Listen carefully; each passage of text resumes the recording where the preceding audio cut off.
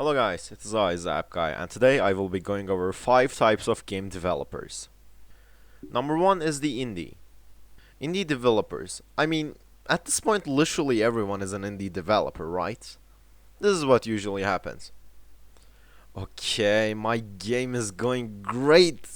Actually, wait. Just had another idea. Oh, I know what to do. Yoink. Number 2 is the AAA. AAA developers working on the new big games. Well, this is probably what happens. Alright, added the features you requested, boss. Took me 5 months, but I hope it was worth it. Oh, we kinda cancelled those. You what? Number 3 is the Control-C, Control-V. These guys are just people who copy games but make them worse, that's it.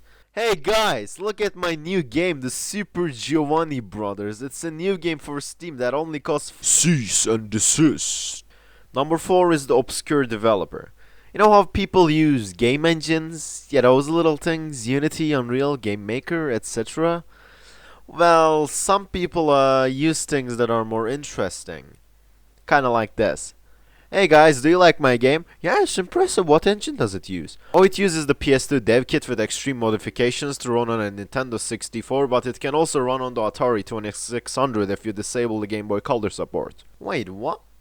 And number 5 is the developer who just cannot release. There's totally no one that fits this description. There is not one single person I can think of.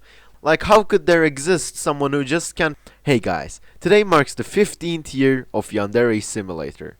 Please give more money. K thanks. I'm gonna go stream some games now. Hello guys, thanks for watching this video. If you liked it, please leave a like. If you disliked it, leave a dislike. If you have anything to say, leave a comment. And if you really liked it, subscribe. Bye.